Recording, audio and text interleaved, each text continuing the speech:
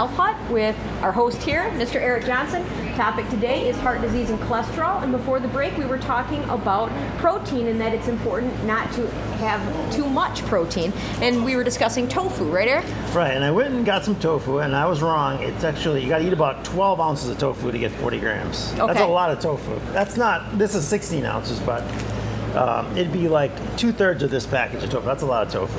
Well, tell me something. But then nobody is going to eat this much tofu in one meal. So. You had mentioned fiber as well. How do you keep your balance, and what foods truly have fiber? Lots of fruits and vegetables. The thing that we just can't seem to get into our thick skulls. You got to eat more fruits and vegetables. Can you have some canned as long as they don't contain sugar?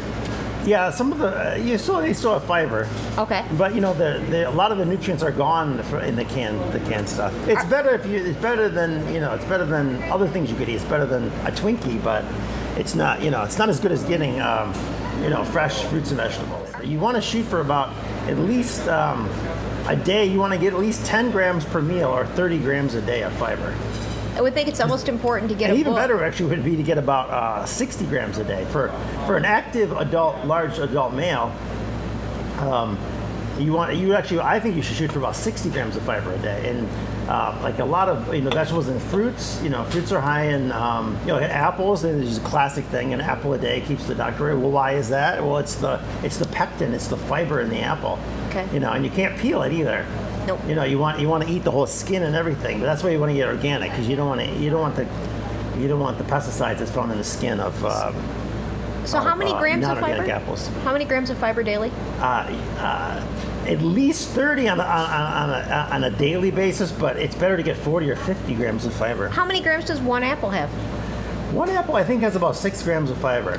We need to get like a counter, huh? That tells you. A large apple could have as many as 8. If you have like a calorie count, like apple. one of those books that tells you the grams of protein in foods and the grams of fiber. Yeah, and those books are out there. You can find those kind of books. But, you can have those books just sort of look at it and sort of memorize. After a while, if you look in that book for a couple weeks, you'll just kind of know what's high fiber and what's not. You know what I mean? Mm-hmm. Broccoli is high in fiber. Mm-hmm.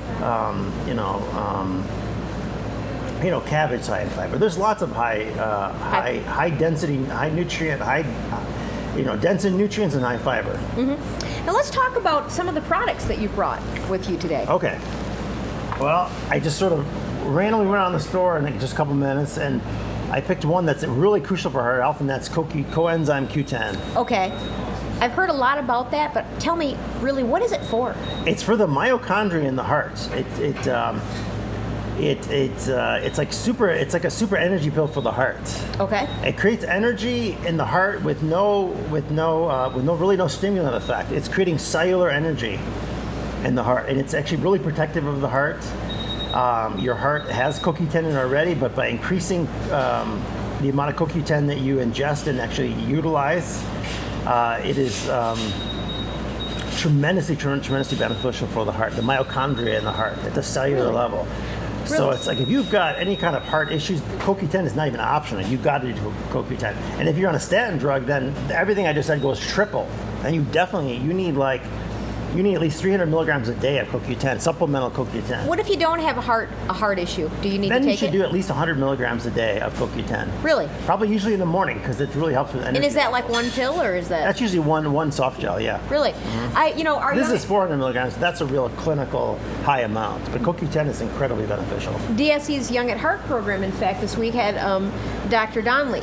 Who's actually, I always call him the alternative dentist, because he's very into natural means of dentistry. Mm-hmm. And he said that CoQ10 is very beneficial also for combating periodontal disease. Yeah, for the gums. It's incredibly beneficial for the gums. Mm-hmm. That and vitamin C are really crucial for periodontal disease. Okay. So we've got CoQ10. We can do a whole show about CoQ10, but just take my word for it. CoQ10 is crucially important.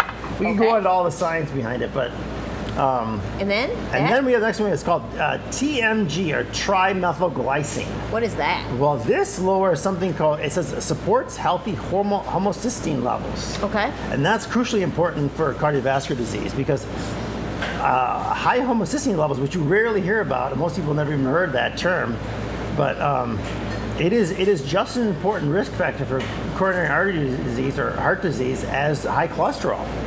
But yet, rarely people go into the doctor's office and come out with a prescription for TMG. Right. Why is that?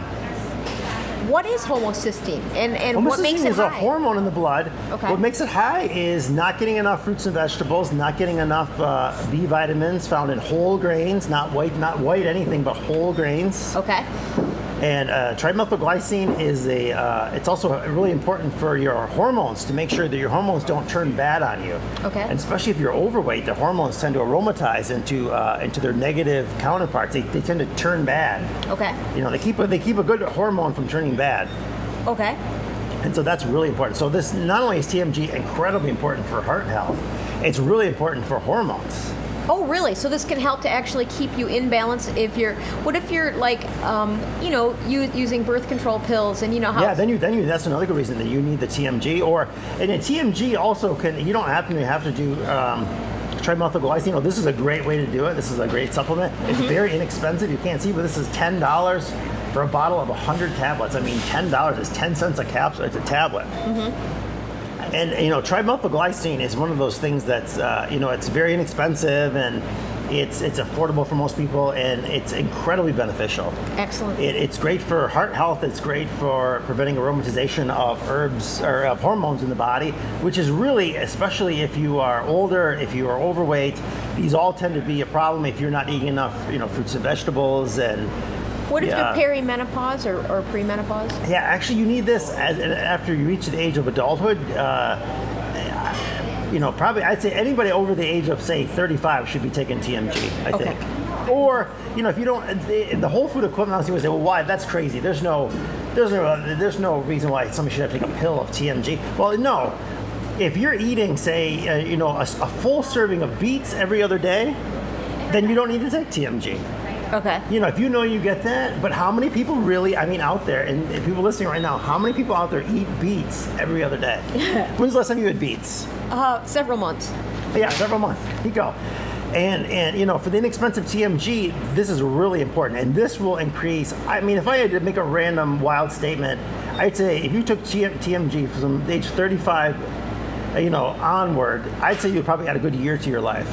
Wow. Now, is that worth a year for something? To take? A year of quality life, yeah. Right, and that's a good point, quality of life, because you got people that live to be, say, 90 that are miserable the last 15 years of their life. I know you say, well, 90 is a good, but do you should be feeling good all the time. If you're not feeling good all the time, then there's something wrong. Exactly.